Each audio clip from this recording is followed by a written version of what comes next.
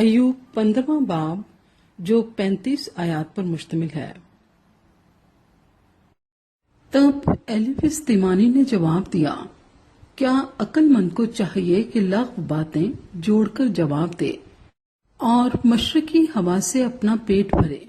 کیا وہ بے فائدہ بکواس سے بحث کرے یا ایسی تقریروں سے جو بے سود ہیں؟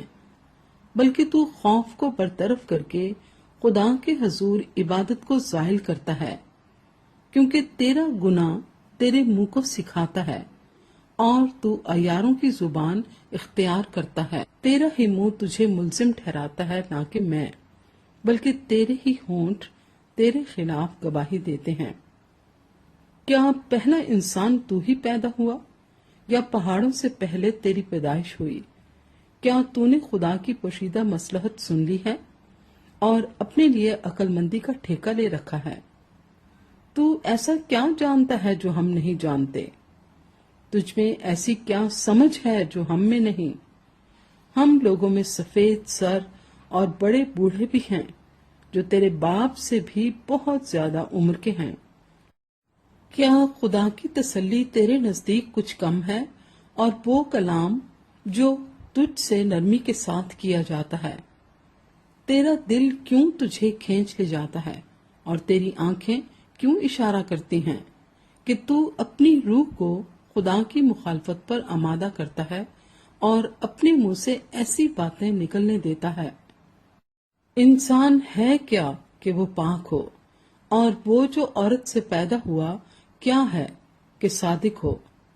دیکھ، وہ اپنے قدسیوں کا اعتبار نہیں کرتا، بلکہ آسمان بھی اس کی نظر میں پاک نہیں۔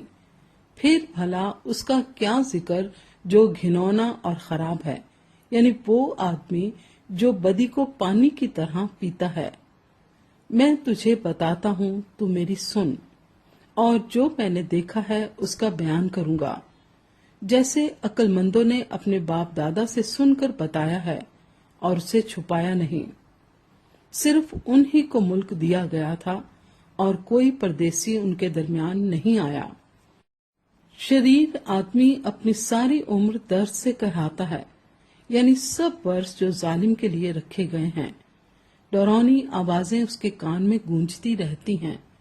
اقبال مندی کے وقت غارت کر اس پر آ پڑے گا۔ اسے یقین نہیں کہ وہ اندھیرے سے باہر نکلے گا اور تلوار اس کی منتظر ہے۔ وہ روٹی کے لیے مارا مارا پھرتا ہے کہ کہاں ملے گی۔ وہ جانتا ہے کہ اندھیرے کا دن پاس ہی ہے۔ مصیبت اور سخت تکلیف اسے ڈراتی ہیں، ایسے بادشاہ کی طرح جو لڑائی کے لیے تیار ہو، وہ اس پر غالب آتی ہیں، اس لیے کہ اس نے خدا کے خلاف اپنا ہاتھ بڑھایا ہے اور قادر مطلق کے خلاف بے باکی کرتا ہے۔ وہ اپنی ڈھالوں کی موٹی موٹی گلمیخوں کے ساتھ گردن کش ہو کر اس پر لپکتا ہے، اس لیے کہ اس کے منہ پر موٹاپا چھا گیا ہے اور اس کے پہلوؤں پر چربی کی تہیں جم گئی ہیں، اور وہ ویران شہروں میں بس گیا ہے، ایسے مکانوں میں جن میں کوئی آدمی نہ بسا اور جو کھنڈر ہونے کو تھے۔ وہ دولت مند نہ ہوگا، اس کا مال بنا نہ رہے گا، اور ایسوں کی پیداوار زمین کی طرف نہ جھکے گی۔ وہ اندھیرے سے کبھی نہ نکلے گا، شعلے اس کی شاخوں کو خشک کر دیں گے، اور وہ خدا کے منہ کے دم سے جاتا رہے گا۔ وہ اپنے آپ کو دھوکہ دے کر بطالت کا بھروسہ نہ کرے، کیونکہ بطالت ہی اس کا اجر ٹھہرے گی۔ یہ اس کے وقت سے پہلے پورا ہو جائے گا، اور اس کی شاخ ہری نہ رہے گی۔ تاک کی طرح اس کے انگور کچے ہی جھڑ جائیں گے، اور زیتون کی طرح اس کے پھول گر جائیں گے، کیونکہ بے خدا لوگوں کی جماعت بے پھل رہے گی، اور رشوت کے ڈیروں کو آگ بھسم کر دے گی۔